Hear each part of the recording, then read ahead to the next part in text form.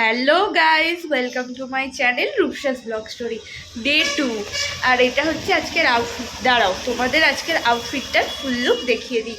তো আজকের ব্লগটা দেখার তো গাইস, এই যে আমার লুকটা তোমাদের কেমন লাগছে অবশ্যই জানিও। তো ডে 2 লুক এটা। চলো বেরিয়ে পড়া যাক। রেডি তো হয়েই গেছি, দেখা হচ্ছে বেরিয়ে। টাটা।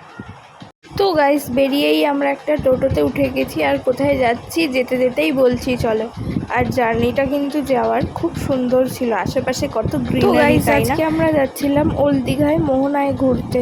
তো বেশ মজা করেছি কিন্তু গাইস, চোখ রাখো ব্লগটায়। দেখো বলতে বলতে চলেই এসেছি প্রায়। এটা হচ্ছে ওল্ড দীঘার সি বিচ। ওল্ড দীঘার সি বিচটা আমার একটু বেশি ভালো লাগলো নিউ দীঘার থেকে।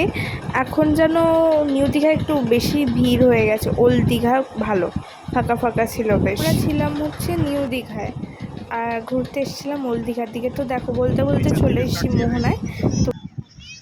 তো গাইজ, আমরা চলে এসেছি মোহনায়। বেশ সুন্দর হাওয়া দিচ্ছে। তো চলো কোথায় কোথায় ঘুরি তোমাদের সাথে শেয়ার করবো গাইজ। দারুণ এনজয় করছি।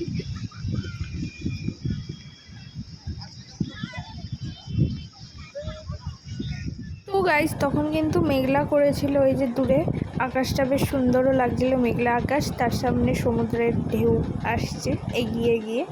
তো আমি এখানে সুন্দর সুন্দর জানি না কেন আমার মা অনেক সাহসী, আগে আগে চলে যাচ্ছে আর আমি ভয়তে একটা করে ছবি তুলতে যাচ্ছি আর এগিয়ে পালাচ্ছি। বাট ভিডিও ছবি খুব সুন্দর এসছে, তোমরাও একটু এনজয় করে নাও আমার সাথে। করছি যায় না, তাও যাচ্ছে ভিডিও তোলার জন্য। अरे आसो मम्मी आ जाओ माते, ओ मेरी माते आ जाओ।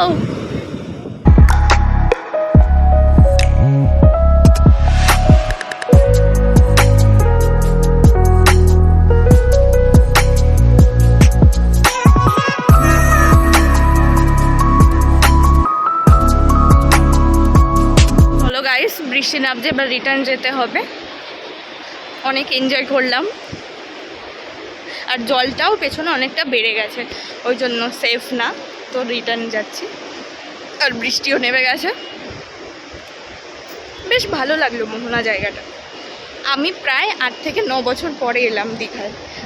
অনেক কিছু বদলে গেছে, ভালোই লাগলো, খুব সুন্দর হয়েছে। তো গাইস চলো দেখা হচ্ছে একটু পরে। টোটোয় উঠে নি, টোটোওয়ালা দাদা ফোন করছে যে এখানে তো 40 মিনিট মতো পার্কিংয়ে থাকে, তো টাইম ওভার হয়ে গেছে, তো কল করছে, তাই যেতে হবে। তো গাইস, বেশ সুন্দর হাওয়া দিচ্ছিল, বাট এবার কিন্তু ফিরতে হবে। হ্যাঁ, আমাদের পার্কিংয়ের টাইম শেষ হয়ে গেছে, তো কল আসছে। তো তাই আমরা ঝটপট গিয়ে টোটোতে উঠে পড়েছি। তো চলো দেখা হচ্ছে একটু পরে কী কী করি। তো গাইজ, আমি নিউ দীঘা এসে একটুখানি মশালা কোক নিয়ে নিয়েছিলাম, শরীরটা একটু খারাপ লাগছিল আর কি। তো তোমাদের সাথে একটা জিনিস শেয়ার করি, শুধু দেখো কত ভিড় আর কি নিউ দীঘায়। সেদিন ছিল সানডে আর উইকেন্ড, মনে হচ্ছে পুরো হাফ কলকাতা শহর কি হাফ যে কোনো শহরই মনে এখানে চলে এসছে। এত ভিড়, এত পুরো পিঁপড়ের মতো ঘিচঘিচ করছে মানুষ। বাপরে বাপ, এরম ভিড় আমি কোনোদিন দেখিনি আগে। তো গাইস, এত ভিড়ের মধ্যে কিন্তু আমি স্নান করার রিস্ক নিইনি। আমি সেফই ছিলাম, মানে সেফ থাকার চেষ্টা করেছি, এত ভিড়ের মধ্যে যাইনি বেকার। খালি ভিড়টা দেখো।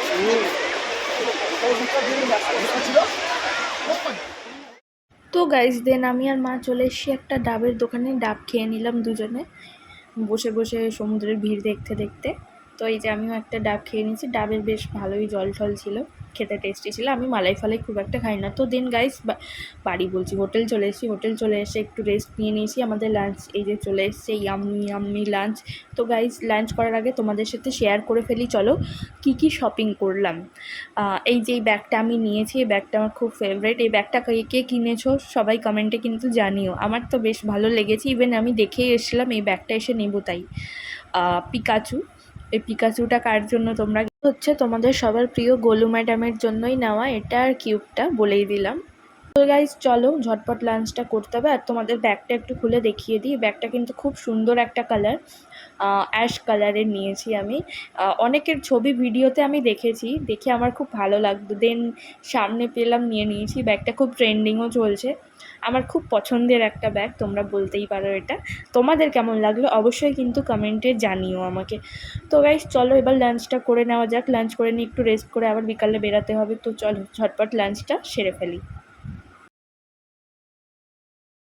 তো গাইস সি বিচে আমরা কিছু ছবি তুলেছিলাম, তো সেই ছবিগুলোই আমাদের হোটেলে দিয়ে গেছে, সেইগুলোই বসে বসে দেখছিলাম আমরা।